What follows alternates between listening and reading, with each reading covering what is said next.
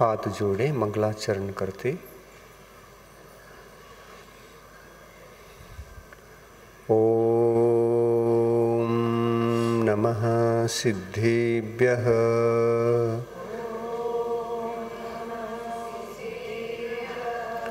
ओम नमः सिद्धेभ्यः।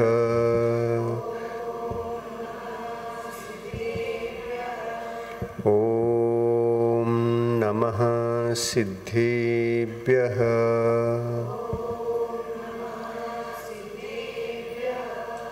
नमो अरिहन्ताणं। नमो सिद्धाणं।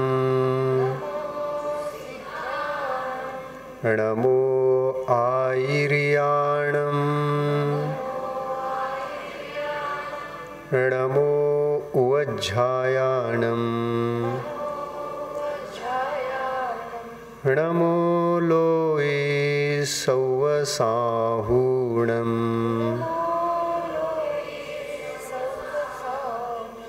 एषो पञ्च नमो यारो। सौवपावपणासनो। मंगलाणं च सव्येसिं। पढ़मं हवै मंगलम्।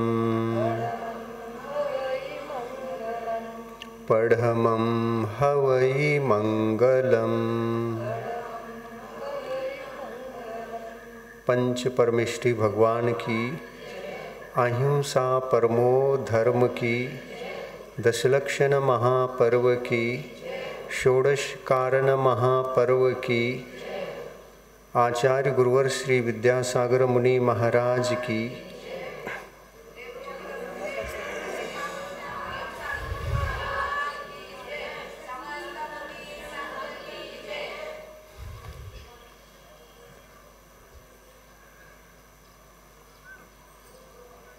महान पर्वों का उपसंहार का समय आ चुका है। आज दशलक्षण पर्व का उपसंहार का दिवस है और 1 तारीख को कौन सी भावना है? अंतिम भावना है। 2 ही दिन अब बच गए। 2 दिन बाद षोडश कारण महापर्व का उपसंहार होगा। आज मध्याह्न के समय के अनुसार, मध्याह्न के उपदेश के अनुसार दशलक्षण पर्व के सारे उपदेश समाप्त हो गए। आज हम उन दशों धर्मों को उपसंहार के रूप में सारभूत उसका जो विषय है और अपने जीवन के लिए जितना आवश्यक है उतना आवश्यक इन दशों धर्म की आराधना हमको भी करना चाहिए, अभ्यास भी करना चाहिए और कालांतर में जाकर ये 10 धर्म अपने जीवन में साकार हो, ये सद्भावना मन में सदा सदा सदा सदा के लिए रखना चाहिए। भावना कभी त्यागना नहीं। ये 10 धर्म यद्यपि उत्तम विशेषण वाले मुनियों के जीवन में उदित हो सकते हैं, इन धर्मों का आस्वादन, इनकी अनुभूति, इनसे प्राप्त शांति सुख का अनुभव एक दिगंबर मुनि महाराज ही कर सकते हैं।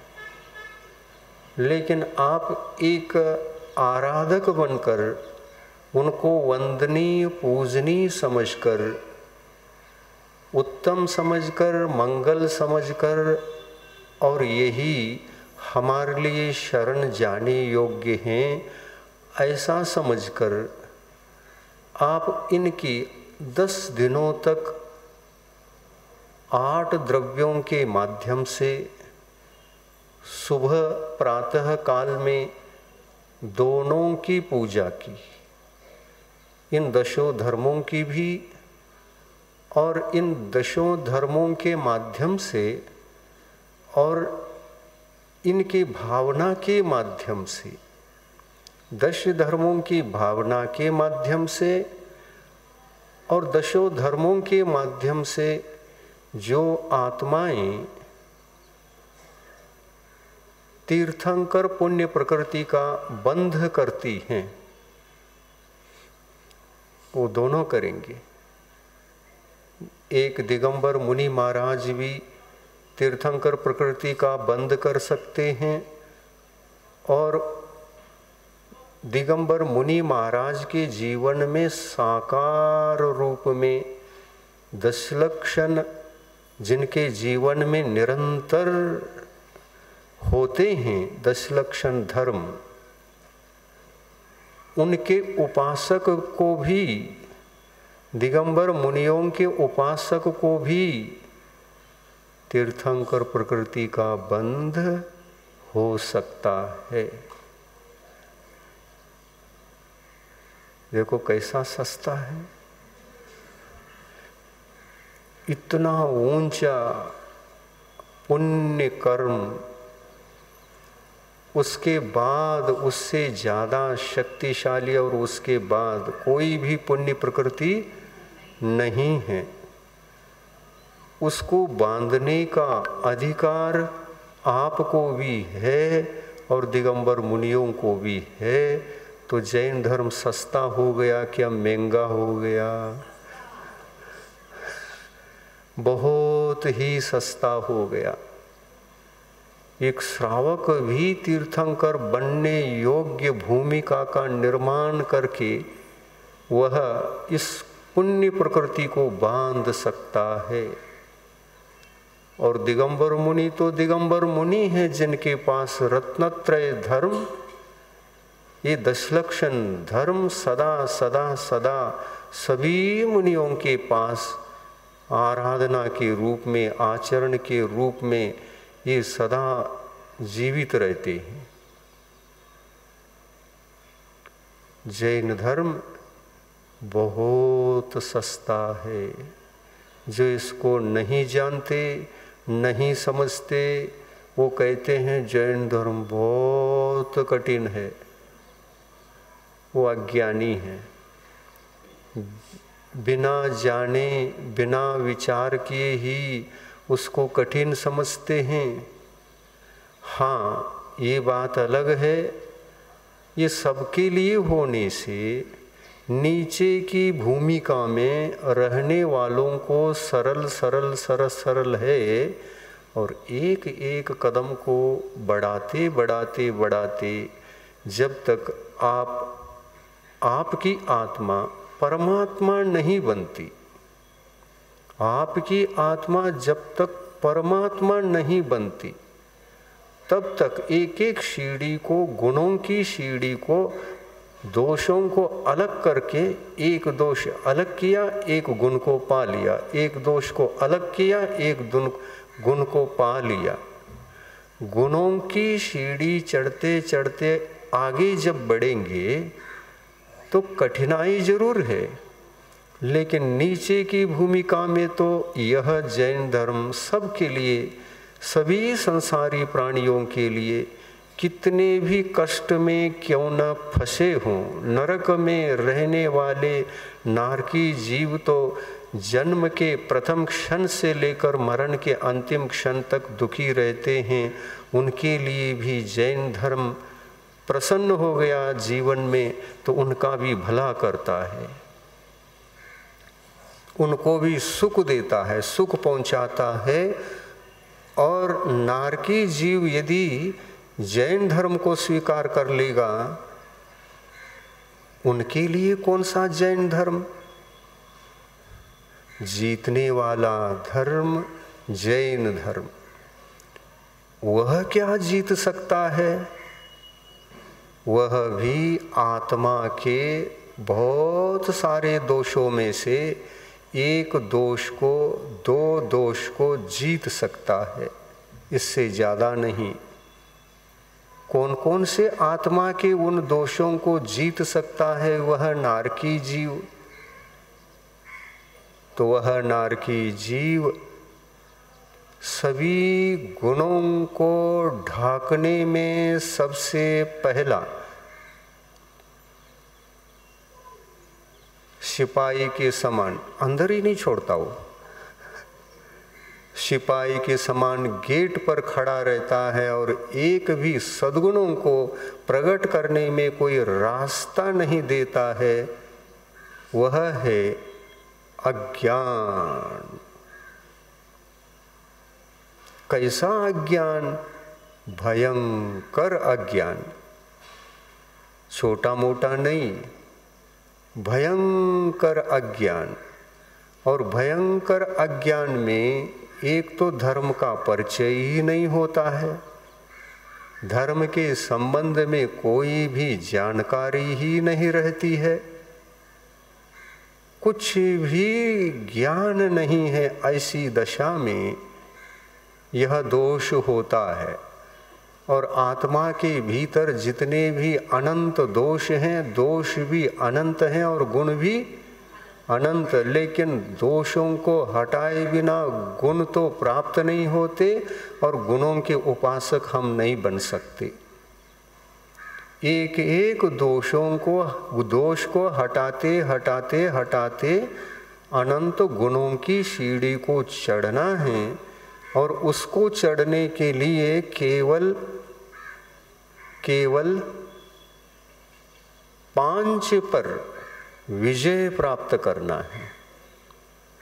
5 पर जो संसार के कारणीभूत हैं, जो हमारे आत्मा के लिए आश्रव और बंध में कारणीभूत हैं, जिनके माध्यम से कर्मों का निरंतर आना, आत्मा के भीतर संग्रहित होना, ये चल रहा है। ऐसे 5 दोष हैं, ऐसे 5 दोष हैं आत्मा के। वो 5 दोषों पर अगर विजय प्राप्त कर लिया, केवल 5 सीढ़ी चढ़ना है। 5 सीढ़ी चढ़ गए तो अनंत गुणों की सिद्धि होगी, अनंत गुणों की सिद्धि होगी। हमने उल्लेखित किया था पिछले प्रवचनों में, ये 5 दोष कौन से हैं, कहा था। फिर एक बार आपको याद दिला रहा हूँ कि वो 5 कौन कौन से हैं। वो याद है ना? मिथ्यात्व, पहले नंबर में मिथ्यात्व। अविरति यानी असंयम। अविरति यानी क्या? 5 इंद्री और एक मन, ये 6 हो गए। इन इंद्रियों को और मन को नहीं जीत पाना, नहीं जीत पाना। और क्या नहीं जीत पाना? हिंसा को नहीं रोक पाना। और जीव हिंसा को रोकने का प्रयास किए बिना 5 स्थावर कायिक जीव और एक त्रसकायिक जीव। त्रसकायिक जीव का मतलब चलने फिरने वाले कीटाणु। चलने फिरने वाले कीटाणु जिनके शरीर में हड्डियां है, मांस है, नर है, रक्त है, इनका संबंध जिन जीवों के शरीर में होता है उनको त्रस जीव कहते हैं। ये त्रस जीव हैं। आप पानी को छानते हैं ना, छानने के बाद उसमें जो सूक्ष्म सूक्ष्म कीटाणु हैं उन कीटाणुओं में जो कपड़े में दिखते हैं, कुछ दिखते भी हैं और कुछ नहीं भी दिखते हैं। जो नहीं दिखते हैं उनको मशीन के माध्यम से देखना पड़ता है, और विशेष रूप से विशेष मशीन के माध्यम से देखेंगे तो दिखेंगे, और कितनी संख्या में दिखेंगे? वे 36,450 की संख्या में दिखेंगे। विज्ञानियों ने एक बूंद के अंदर इतने जीवों का काउंट करके बता दिया। फिर विज्ञान ने ही मशीन के माध्यम से इतने जीवों का पता लगाया है। एक बूंद पानी में इतने जीव देखे गए हैं, तो फिर केवल ज्ञान का मशीन लगाकर यदि देखेंगे, इससे ज़्यादा दिखेंगे क्या कम दिखेंगे? उसके द्वारा तो और डीप देखेंगे तो ज़्यादा ही दिखेंगे।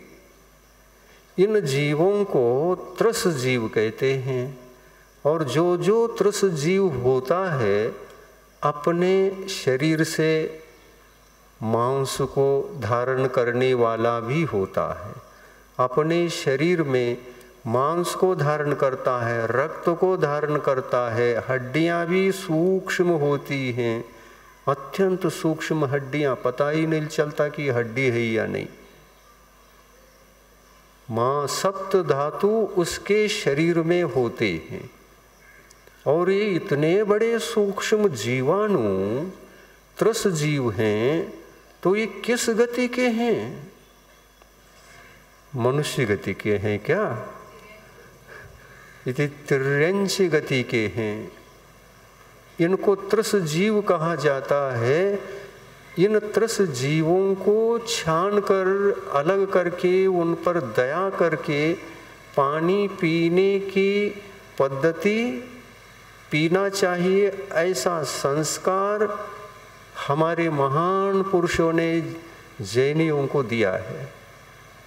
जैन कौन? जो दयालु होता है वो जैन, जो छानता है वो जैन, और छाने बिना ही पानी गट कर रहा है वो अजैन। ऐसा मत समझो कि जैन कहते ही एक समुदाय दिखता है। हमारे समाज के भीतर जितने होते हैं ना वो जैन नहीं। जैन की परिभाषा वो नहीं है। जैन की परिभाषा तो हिंसा और अहिंसा से है। जितनी आप हिंसा के दोष को जीतोगे, जीतने में रत रहोगे, उतने प्रमाण में आपके पास जैनत्व है। और जितने प्रमाण में जीत नहीं पा रहे हैं, हिंसा को रोक नहीं पा रहे हैं, उतने प्रमाण में आप अजैन हैं। ये जैन शब्द की परिभाषा का सही अर्थ है। अपन क्या समझते हैं? हम तो तीर्थंकरों के वंश में पैदा हुए हैं तो हम जैन हैं। उसमें भी दिगंबर जैन हैं। वाह वाह, खुद तो दिगंबर नहीं बनते और दिगंबर जैन कहते हो। खुद तो जरा भी अहिंसा का पालन नहीं करते हो और जैन कहते हो। जरा भी कोई आत्मा के भीतर रहने वाला कोई भी दोष जीत नहीं पा रहे हैं और स्वयं को जैन समझते हो। नहीं, ये जैनत्व की परिभाषा नहीं है। आत्मा को भीतर झांक करके देख लो, कितना वह पाप से घिरा हुआ है। जिंदगी में पाप ही पाप, पाप ही पाप हो रहा है। जैन कभी भी नरक नहीं जाते, तिर्यंच गति में उत्पन्न नहीं होते। जैन केवल मनुष्य गति या देव गति में ही पैदा होते हैं। दो ही गति में जैनों का जन्म होता है, क्योंकि प्रथम दोष मिथ्यात्व, सबसे बड़ा दोष मिथ्या। तो प्रथम दोष को भी जो रोक लेता है, त्याग देता है, होने नहीं देता उसको, ऐसा जैन भी कितने गति में जाता है? एक गति में, एक ही। कौन सी गति? मिथ्या तो दोष को जीतने वाले जीव भी चाहे तिर्यंच गति के हों, चाहे मनुष्य गति के हों, एक दोष को जीतने वाला भी नियम से स्वर्गों में उत्पन्न होता है, देव गति में उत्पन्न होता है। ये देशना हमारे 24 सारे के सारे तीर्थंकरों की है। ये उपदेश सारे तीर्थंकरों की है।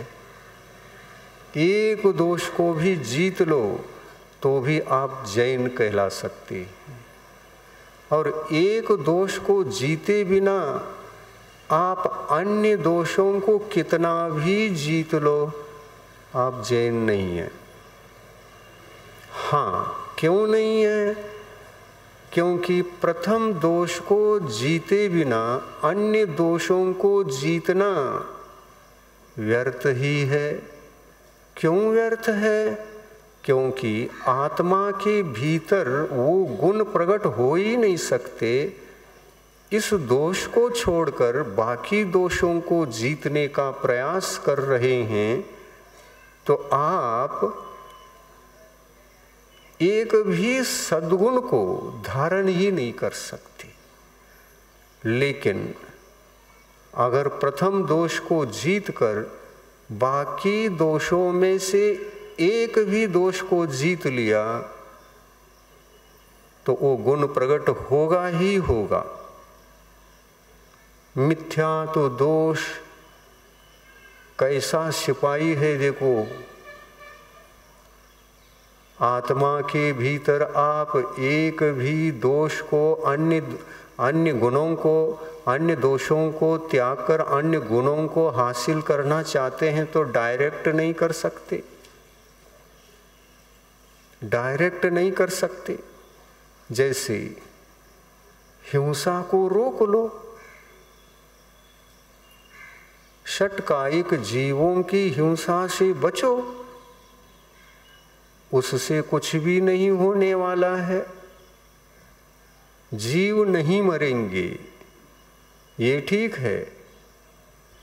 जीव नहीं मरेंगे, और जीव नहीं मरेंगे तो पुण्य लग रहा है क्या, ये पूछोगे तो पुण्य भी लग रहा है। लेकिन सम्यक चारित्र धर्म की उत्पत्ति हिंसा को रोकने से जो हो सकती है, वो होगी ही नहीं। इसके लिए क्या कारण है? तो आपने सिपाही से परमिशन नहीं लिया। हमको अंदर छोड़ो ना। मिथ्या तो ऐसा सिपाही है जो आपको आत्मा के भीतर जाने नहीं देता, आत्मा के उन सद्गुणों को प्राप्त होने नहीं देता, प्रवेश ही होने नहीं देता। और यदि आप चारित्र धर्म को भले ही धारण कर लो, लेकिन वह चारित्र धर्म सम्यक की कोटि में नहीं आता, मिथ्यात्व की कोटि में आएगा। क्योंकि मिथ्यात्व होने से चारित्र भी मिथ्या है। इसलिए ऐसे चारित्र धर्म को धारण करने वाला जीव भी गुणों से शून्य माना जाता है, एक भी गुण नहीं है। दशलक्षण पर्व में इन्हीं विषयों की विशेष रूप से चर्चा होती है।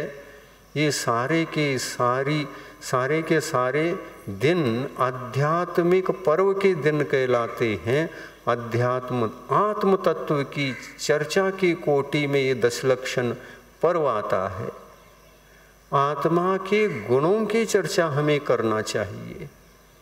आत्मा के गुणों की चर्चा करने से पहले सभी गुणों में से एक गुण की चर्चा विशेष रूप से करके ही शेष अन्य गुणों की चर्चा करना चाहिए। पहले गुण, प्रथम गुण किसकी चर्चा ज़्यादा करना? सम्यक तो गुण की ज़्यादा चर्चा करना। किस गुण की चर्चा करना? सम्यक तो गुण की ज़्यादा चर्चा करना, क्योंकि सम्यक तो गुण अपने जीवन में हासिल नहीं हुआ तो आप कितनी भी कठोर तपस्या भी क्यों धारण कर लो, वह सभी वाया जाएगा, व्यर्थ जाएगा। एक भी गुण प्रकट नहीं होने वाला है। केवल वह बाहरी तपस्या मात्र बनकर रहेगा। उस बाहरी तपस्या से आत्मा परमात्मा नहीं बनता। बड़ी बड़ी तपस्या व्यर्थ है सम्यक्तु के बिना। मुनियों के महाव्रत 28 मूल गुण भी व्यर्थ चले जाते हैं, फलदायी नहीं होते। आत्मा के भीतर एक भी सद्गुण नहीं होता। इतने महान मुनियों की त्याग और तपस्या भी व्यर्थ हो जाती है। वह तपस्या भी मिथ्या तपस्या, वह चारित्र भी मिथ्या चारित्र ऐसा कहलाता है। और ये 10 लक्षण 10 प्रकार के जो धर्म है ना, ये 10 लक्षण धर्म ये 10 कैसे हो गए? तो सम्यक तो प्लस चारित्र धर्म ये मिल करके ही यही 2 धर्म 10 धर्मों के भीतरी रूप हैं।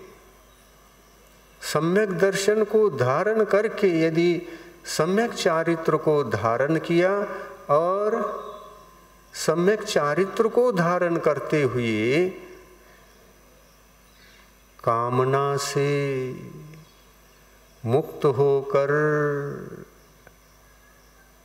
जो हमारा चारित्र है, त्याग है, तपस्या है, ये कामना से मुक्त होना चाहिए क्या?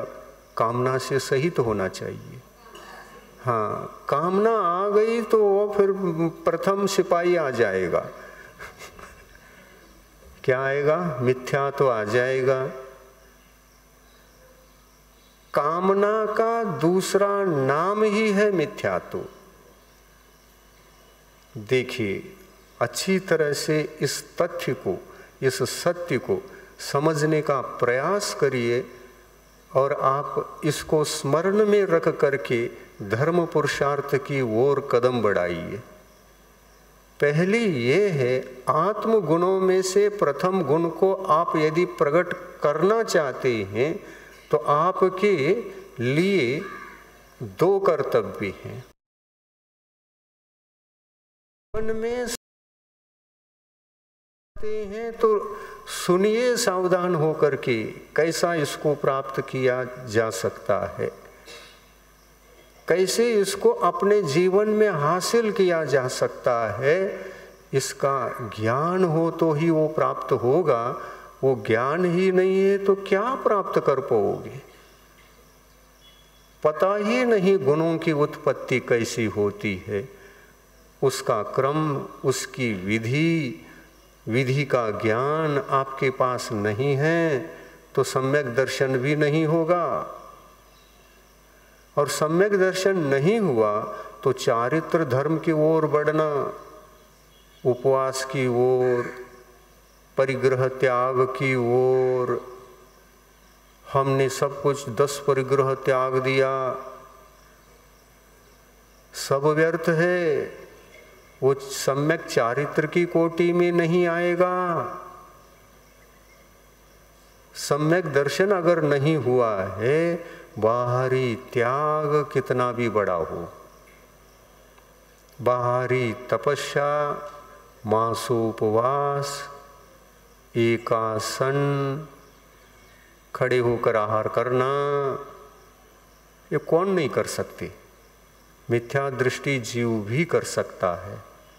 परंतु ऐसा करने मात्र से किसी सद्गुणों की सिद्धि आत्मा के भीतर होने वाली नहीं है।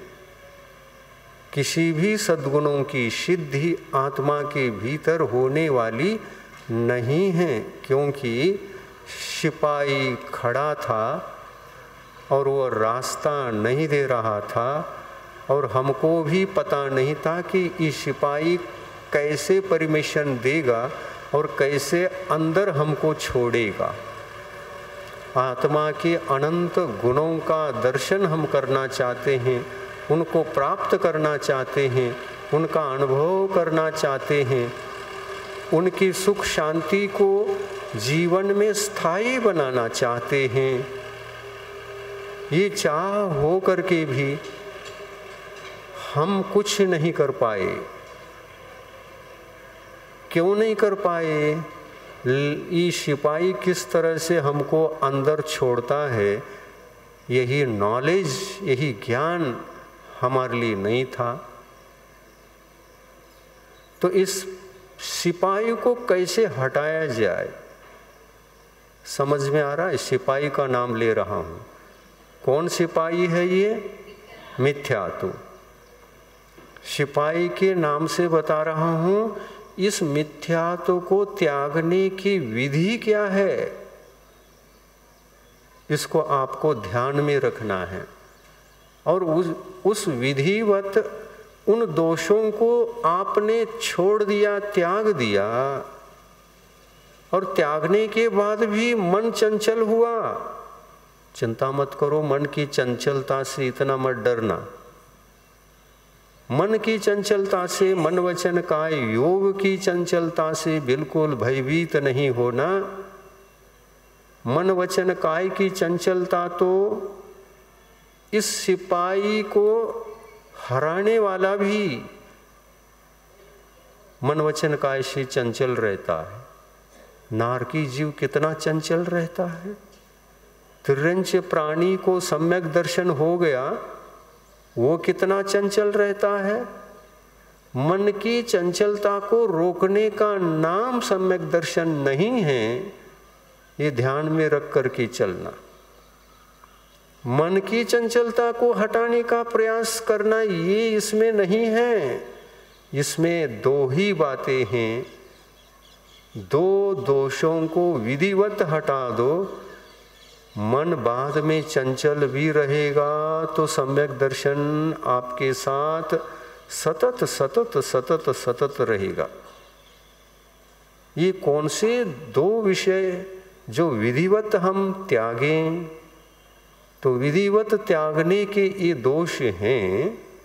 एक अज्ञान। किस संबंध में अज्ञान? धर्म के नाम से जो कुछ भी हम करते रहते हैं, उसको अंधश्रद्धा के रूप में यदि हम कर रहे हैं तो अज्ञान है क्या नहीं?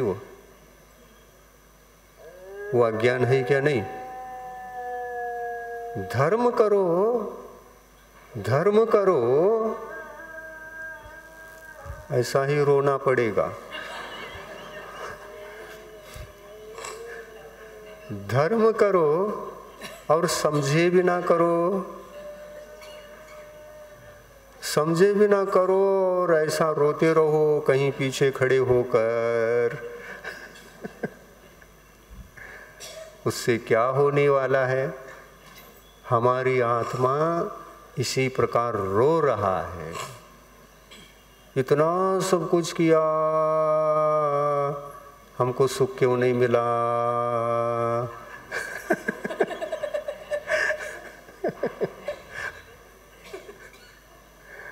त्रास हो रहा है।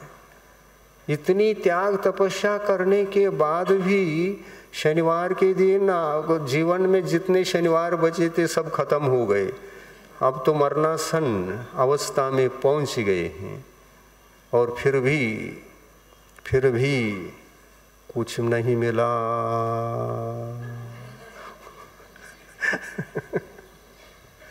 ऐसा क्यों हो रहा है? गुरुओं की वाणी नहीं सुनी ना, इसलिए ये अंधकार है। शास्त्र नहीं पढ़ा, भगवान की वाणी से कोई परिचय ही नहीं है आपका, इसलिए जिंदगी उस अज्ञान रूपी अंधकार में निकल गई और अंत में मरण काल में आप खड़े हैं। मैंने जिंदगी भर धर्म किया, सारे शनिवार भी खत्म हो गए लेकिन कुछ नहीं हुआ।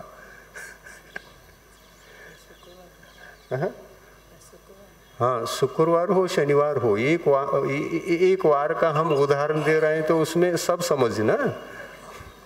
कोई शुक्रवार करता है, कोई शनिवार करता है, कोई मंगलवार करता है, दोस्त बना लिया।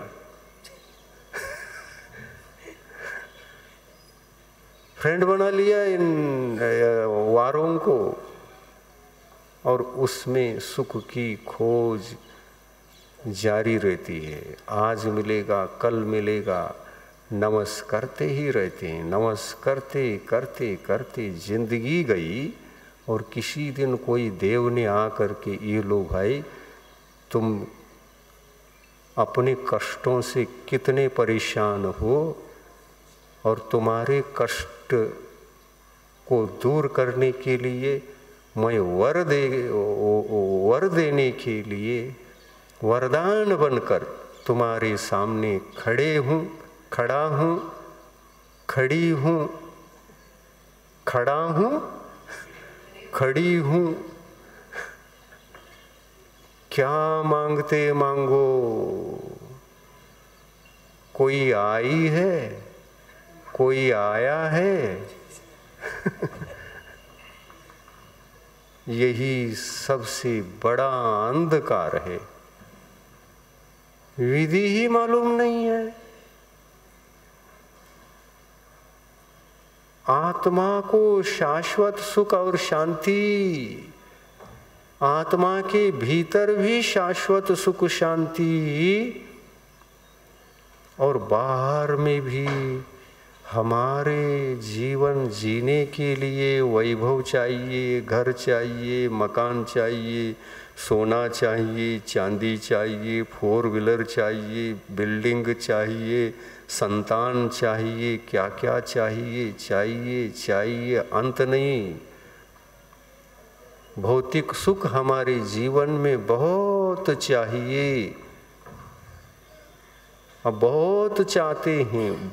न तो बाहरी सुखों की सिद्धि हुई, और न ही आत्मा के भीतर कोई सद्गुण का लाभ हुआ। ऐसा हो गया। अंदर आत्मा में एक भी सद्गुण प्रकट नहीं हुआ, और बाहर में कोई वैभव देने वाले, तथास्तु कह करके वर देने वाले कोई देव देवी नहीं आए, नहीं आई। फिर भी हमको उस पर विश्वास है, देंगे देंगे देंगे देंगे देंगे। तो उनको भी साथ ले आना। किस दिन आए, वरदान दिया, और क्या दिया इसको भी दिखाने के लिए मेरे पास दिखाने ही तो आ जाना।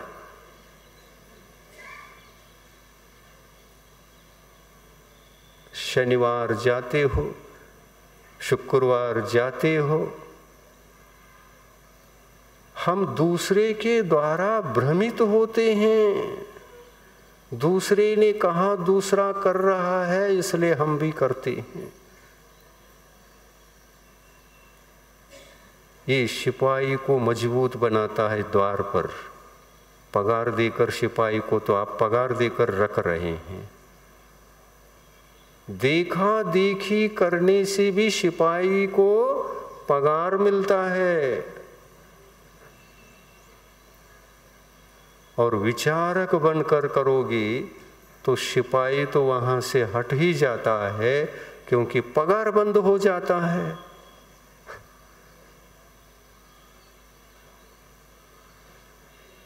ये सत्य तथ्य तीर्थंकर भगवंतों ने, परमात्माओं ने बताया है।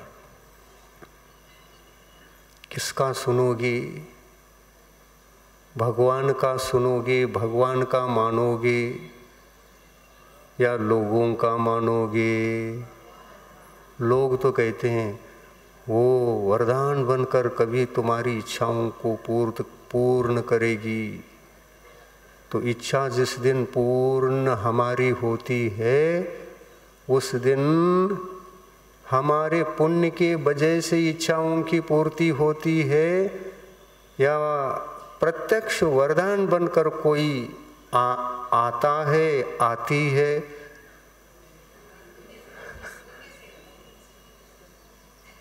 ये सत्य ज्ञान हमको होना चाहिए कि नहीं? इतना भी परिचय हमको, कम से कम इतना स्टार्टिंग वाला है, इतना भी परिचय हमको रहना चाहिए क्या नहीं चाहिए? यदि परिचय रहना चाहिए है तो हम ये बता रहे हैं, बाहरी संपत्ति की चिंता में कभी नहीं पड़ना। मेरी आत्मा के भीतर सद्गुण कैसे प्राप्त हो, धर्म कैसे प्राप्त हो, रात दिन इसकी चिंता करो, चिंतन करो, गुरुओं की वाणी सुनो। भगवान की वाणी शास्त्र है, शास्त्र का स्वाध्याय करो। सत्य मार्ग, सन्मार्ग आपको एकदम मिल जाएगा। लोगों में मत उलझना, आत्मघात कर लोगे। लोगों में उलझ जाओगे, आत्मा के भीतर के एक भी गुण को जगा नहीं सकोगे, आत्मा की एक भी सद्गुण को जगा नहीं सकोगे। लोग भटकाने वाले ही मिलते हैं, लेकिन हमारे साथी तो महोपकारी एक सत्य ज्ञान, सत्य अध्यात्म तत्व को समझाने वाले या तो गुरु मिलते हैं या तो भगवान मिलते हैं। भगवान पर विश्वास रखो और गुरुओं पर विश्वास रखो और उनका ज्ञान लो। हमको ये समझाओ कि हमारे लिए धन, संपत्ति, वैभव इत्यादि ये कैसे मिलते हैं, कौन देता है। जन्म के बाद आपने ऐसे घर में जन्म ले लिया कि जिस घर में भरपूर धन, संपत्ति इत्यादि सभी अनुकूलताएं थी, सभी अनुकूलताएं थी। आप जन्म के काल में, गर्भावस्था में गर्भ में आए, उस घर के माँ के गर्भ में आए, किसी देव के वजह से आए, किसी देवी के वजह से आए,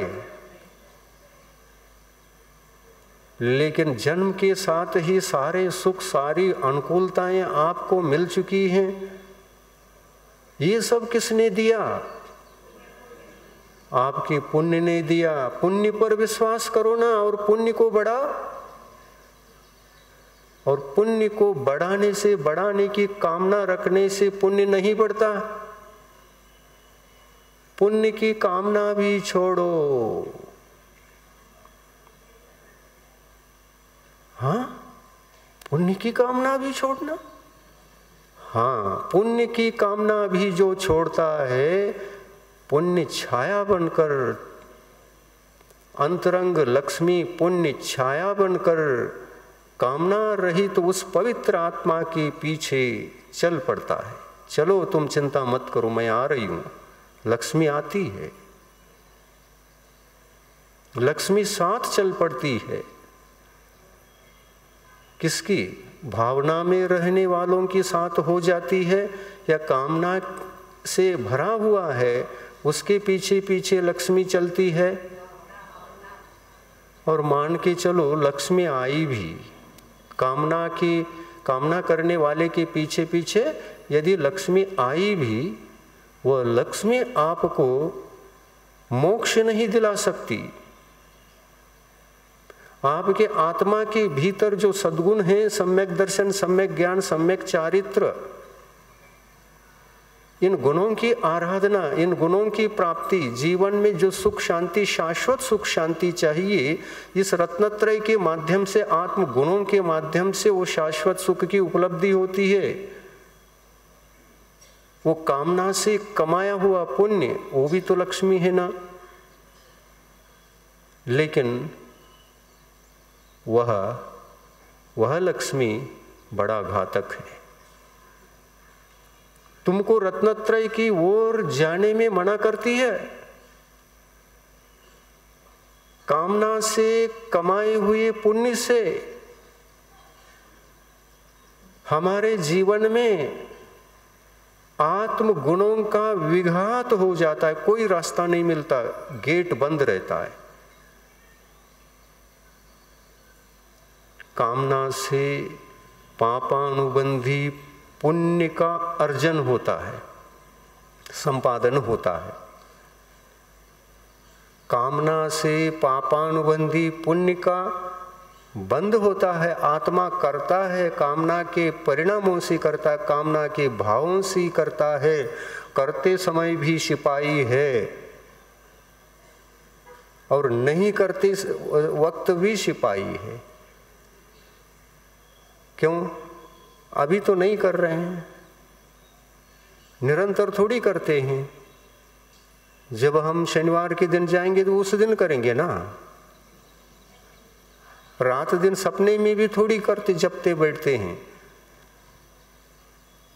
जब नहीं करते हैं तब भी सिपाही है, जब करते हैं तब भी सिपाही है, बैठा हुआ है। और जब तक ये सिपाही बैठा रहेगा, आत्मा का एक भी सद्गुण सिद्ध नहीं होता। कैसा लग रहा है आपको आज का प्रवचन? झकझोरता है, भीतर तक जाता है, भूकंप कराता है। भूकंप हो रहा होगा ना? जिसको भूकंप हो रहा है जरा खबर देना।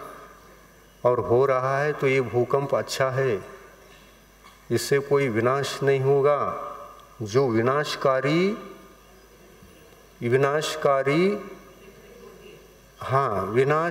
जो भी साधन हैं वे आपसे बहुत दूर खिसक जाएंगे और ऑटोमेटिक आपकी जीवन की रक्षा होगी।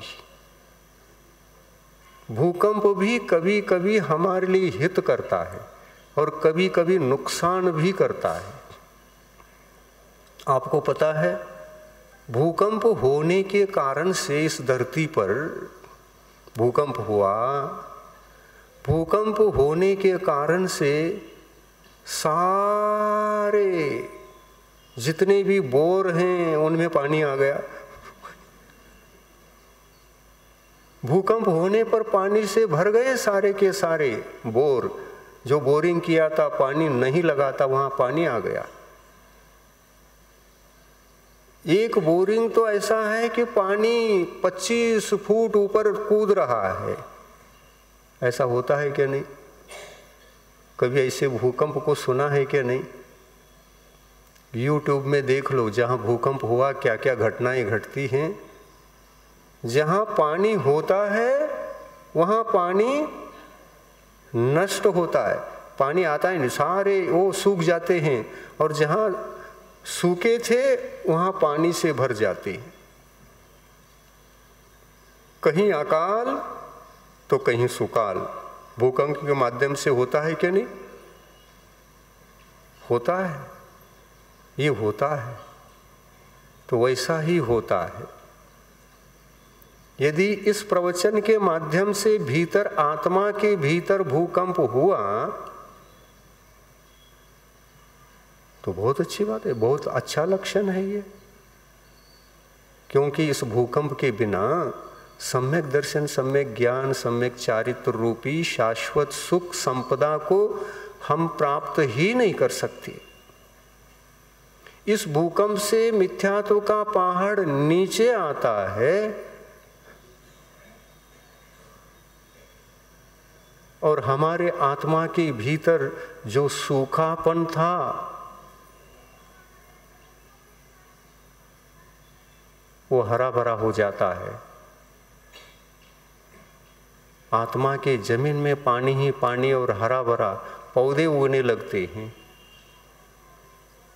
अनादि अनंत काल से हमारे आत्मा के भीतर कोई आत्मा का सद्गुण उत्पन्न हुआ है? एक भी नहीं हुआ है। तो आत्मा में अनंत काल से अकाल पड़ा है। अनादि अनंत काल से अकाल पड़ा हुआ है। क्यों पड़ा? एक ही कारण, हम लोगों का सुनते रहे, भगवान को तो समझे ही नहीं। हम मुनियों के उपदेश को तो कभी सुना नहीं, भगवान की वाणी कभी पढ़ा नहीं। शास्त्र में जो होती है वाणी उसको पढ़ा नहीं। तो ऐसी परिस्थिति में हमारी आत्मा के भीतर लोगों का सुनने से अकाल पड़ा हुआ है।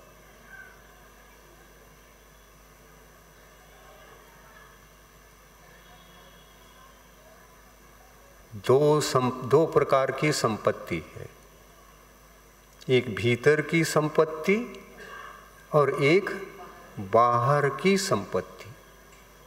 जो आत्मा की संपत्ति होती है वो अंदर की संपत्ति, और जो बाहर की संपत्ति होती है और उस संपत्ति से केवल शरीर की सेवा हम कर सकते हैं, आत्मा की सेवा नहीं हो सकती है, वो संपत्ति अलग है। वो क्या है? वो बाहरी संपत्ति हम धन कहते हैं, परिवार कहते हैं, संतान कहते हैं। ये बाहरी संपदा है, बाहरी संपत्ति है। बाहरी संपत्ति से बाहरी सुख और अंतरंग संपत्ति की उपलब्धि से अंतरंग सुख मिलता है। हम कामना किसकी करते हैं? अंदर की संपत्ति की कामना करते हैं कि बाहर की संपत्ति की कामना करते हैं? बाहर की संपत्ति की ही हम कामना करते हैं। और यही उस सिपाही के लिए निमंत्रण है, आओ बैठो। हमारी आत्मा में सदा बैठे रहो, हम पगार देंगे आपको।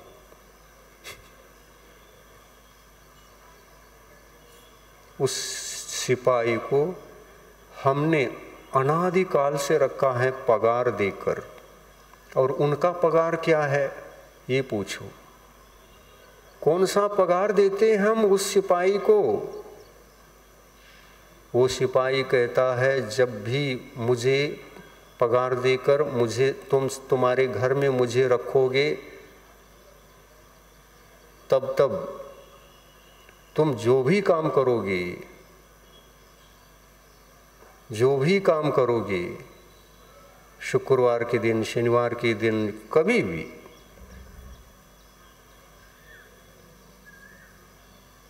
लोगों को पूछ के किया करो, मुझे पगार मिल जाएगा। महाराज से नहीं पूछना है, और भगवान से भी नहीं पूछना। भगवान के उपदेश सुनने के लिए भी नहीं जाना, और महाराज का भी उपदेश नहीं सुनना। यही मेरे लिए पगार है। तुम उधर सुनने लग जाओगे, मेरा पगार बंद हो जाएगा।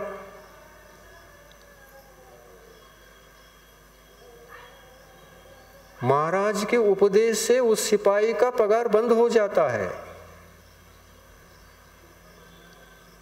आ रहा है समझ में ये तथ्य? सिपाही का पगार बंद हो गया तो सिपाही क्यों रहेगा? आप महाराज के उपदेश सुनने लग जाएं तो महाराज तो कहते हैं सिपाही को हटाओ पहले। तो सिपाही को हटाने के लिए क्या करें हम? आप पूछेंगे तो हम बताएंगे कि लोगों का मत सुनना, यही बताएंगे ना। धर्म करना हो, बाहरी सुख के लिए भी धर्म करना हो, बाहरी संपदा की प्राप्ति के लिए भी धर्म करना हो तो लोगों से मत सुनना। बाहरी संपदा की उपलब्धि के लिए भी महाराजों से ही पूछो ये बाहरी संपदा कैसी प्राप्त हो सकती है। तो महाराज कहते हैं इस सिपाही को पहले हटाओ, पगार देकर व्यर्थ से बर्बाद कर रहे हो अपनी जिंदगी को।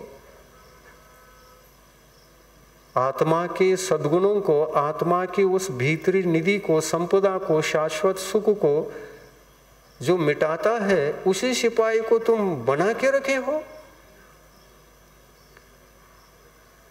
तो महाराज का उपदेश तो ऐसा रहता है, यही भगवान का उपदेश रहता है।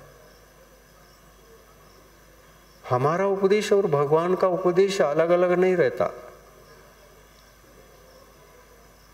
अलग अलग हो जाए तो ऐसा हो सकता है महाराज भी लोगों का सुन करके उपदेश देने लग जाए तो भगवान का अलग हो जाएगा और महाराज की वाणी अलग हो जाएगी। हमारी वाणी बदल नहीं सकती। हम लोगों का जरा भी नहीं सुनते और जरा भी नहीं मानते, इसलिए हम महाराज हैं। और लोगों का सुनने लग जाए, लोगों का मानने लग जाए तो हम महाराज नहीं।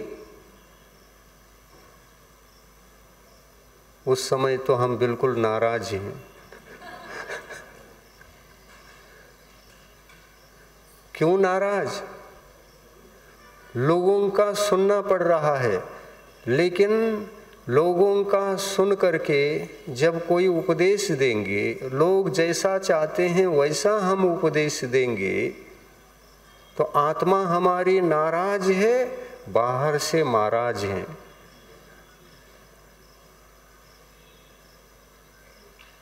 नहीं, हमको बाहर से महाराज नहीं रहना, केवल हमको बाहर से भी महाराज बनकर रहना है और भीतर से भी महाराज बन के ही रहना है। तो हमारी आत्मा भीतर से जब हम महाराज बन करके रहेंगे और बाहर से भी महाराज बन करके रहेंगे तो हमारी आत्मा नाराज नहीं होगी। क्यों? हमारी आत्मा अंदर से आत्म गुणों से भर रहा है। सम्यक दर्शन, सम्यक ज्ञान, सम्यक चारित्र के आराधना करते हुए अद्भुत सुख शांति पा रहा है। और फिर ऐसे समय में सम्यक दर्शन, ज्ञान, चारित्र की आराधना के काल में उस वक्त हमको कैसा कौन सा पुण्य का बंध होता है, ये यदि पूछोगे, अभी नहीं, वहीं बैठो, प्रवचन के काल में कोई काम नहीं करना। महाराज की अंदर शाश्वत सुख शांति है।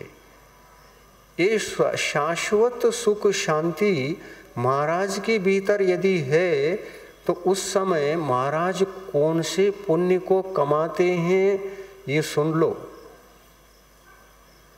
ऐसे महाराज ही भावी काल में चक्रवर्ती बनने का महान पुण्य को कमाते हैं। रत्नत्रयधारी साधु ही चक्रवर्ती बनता है, और रत्नत्रयधारी साधु ऐसे चक्रवर्ती बनने का पुण्य कमाता है, इसके लिए किसी की आराधना करता है क्या?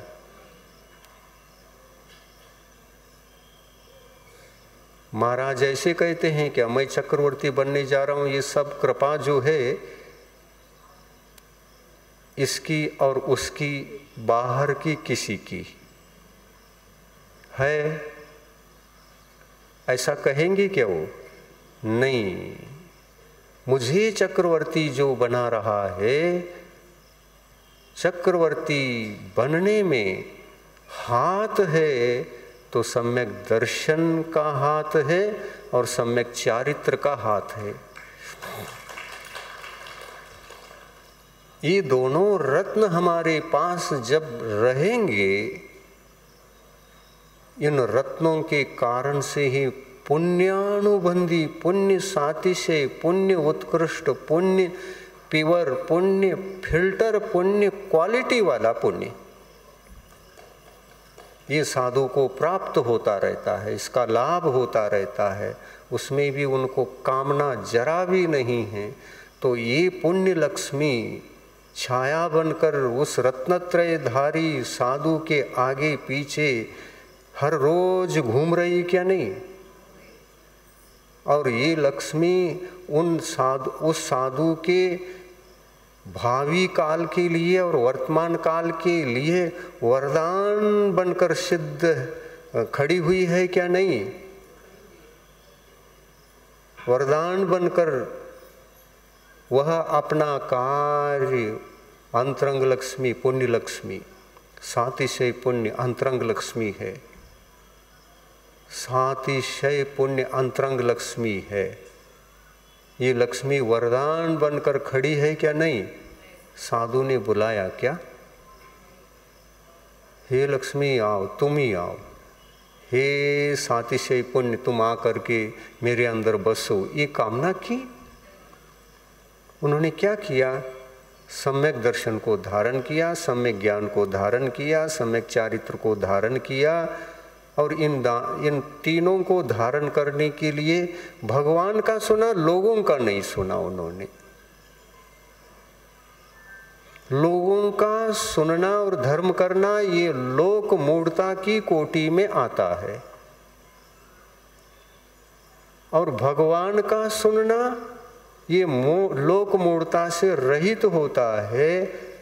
भगवान का सुनना ये आत्मा के वैभव को प्राप्त करने का मार्ग है, और लोगों का सुनना आत्मा के वैभव को बेचकर बाहर के वैभव के प्राप्ति के लिए दर दर दर भटकना और दरिद्रता की अनुभूति करना, ये ऐसा कार्य है। लोगों का सुनेंगे तो दरिद्र ही बनेंगे, आत्मा को कभी उस दरिद्रता से मुक्त नहीं कर सकेंगे। किसी का मत सुनो। किसका सुनो? आत्मा सत्य चाहता है, ओरिजिनल सुख शांति चाहता है, आत्मा का सुनो। या तो गुरु का सुनो या तो भगवान का सुनो। आत्मा की बात मानो। आत्मा चाहता एक और हम करते एक। इतने लोगों से हम बंधे हुए हैं। घर में ही किसी ने मना कर दिया तो हाँ मना, हम नहीं करते। आप कितनी गुलामी का अनुभव कर रहे हैं।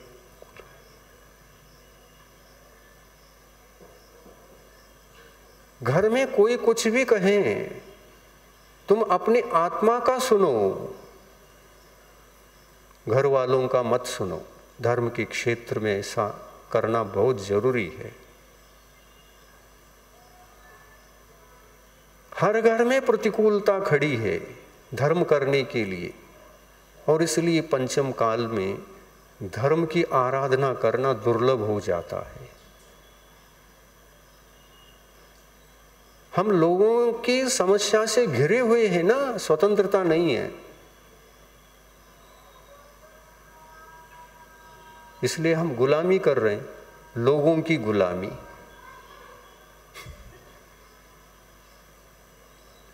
इस गुलामी से आत्मा को बाहर लाना पड़ेगा क्या नहीं? धर्म से प्रीति, भगवान से, भगवान की वाणी से, भगवान से अपना संबंध जोड़ना पड़ेगा कि नहीं? और गुरु जो कह रहे हैं उनसे जुड़ना, उनकी वाणी से जुड़ना, वाणी से आत्मा को जोड़ना और आत्मा को वाणी से जोड़ना, ये कार्य करना पड़ेगा कि नहीं? ये कार्य करोगे तो लक्ष्मी तो छाया बनकर पीछे चलेगी, चिंता मत करो। कोई भी लक्ष्मी कामना करने से नहीं आती बाहर की, हर कार्य सिद्ध होते हैं कामना रहित जीव के। बाहर के कार्य भी सिद्ध होते हैं तो अंदर के आत्मा के कार्य तो सहज रूप से हो जाते हैं। कामना छोड़ते ही सम्यक दर्शन की सिद्धि होती है।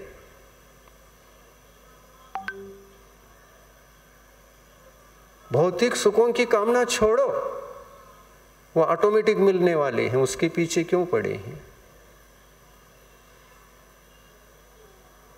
इस पर विश्वास रखो।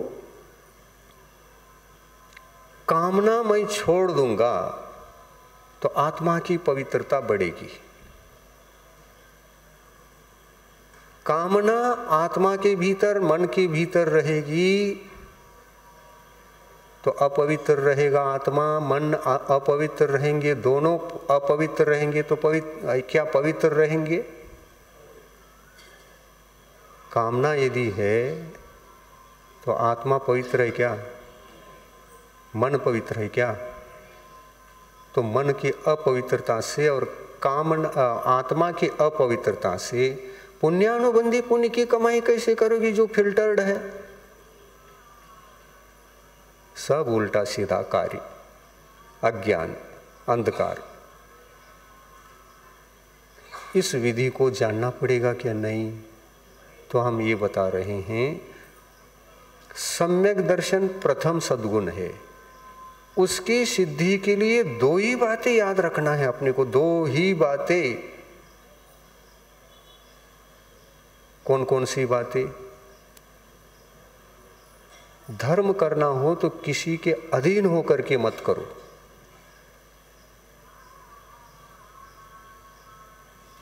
तुम्हारे धार्मिक जिंदगी को बर्बाद करेंगे। खुद भी नहीं जानते और तुमको जो जानकार है अपेक्षा रखते हैं, ये है, ये करूं, ये भावना रखते हैं, सद्भावना रखते हैं, कल्याण करना चाहते हैं, कल्याण के मार्ग से आपको वंचित कर देंगे।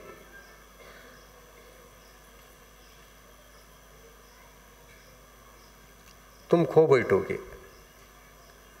पुण्यानुबंधी पुण्य के मार्ग को खो गए। आत्म कल्याण का कारणीभूत जो सम्यक तो धर्म था, धर्म से वंचित हो गए। तुमको तो लोग दरिद्र ही दरिद्र बनाएंगे।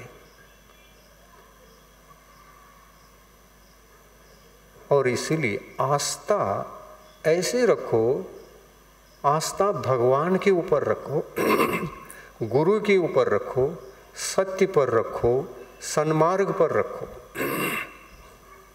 सत्य ज्ञान ही हमको इस संसार से मुक्त करा सकता है। ज्ञान ही असत्य हो तो अभिशाप है जीवन के लिए, अभिशाप है। अज्ञान अभिशाप है और सम्यक ज्ञान वरदान है। और सम्यक दर्शन ज्ञान की आराधना करने वाला, पालन करने वाला कभी किसी का गुलाम हो करके कुछ करता नहीं, स्वतंत्र रहता हो, स्वतंत्र वृत्ति रहती है। आप घर में अपने परिवार में छोटी छोटी समस्या को पहाड़ बना करके धर्म का घात करते रहते हैं। आप कर ही नहीं पाते धर्म को। मैं अकेला एक ही पढ़ूंगा और करूंगा तो ये क्या कहेंगे, टेंशन देंगे हमको। तो वही तो बता रहे हम, तुमको तो बर्बाद करने के लिए सारे लोग खड़े हैं। तुमको अपनी बुद्धि से, बुद्धि की कला से, साहस से, धैर्य से किस प्रकार से धर्म की सुरक्षा करना, वो आपको स्वयं को सीखना है।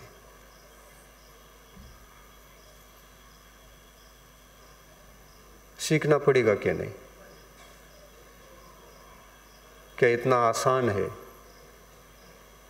बहुत बड़े लाभ के लिए थोड़ा सा कष्ट सहन करना पड़ेगा क्या नहीं?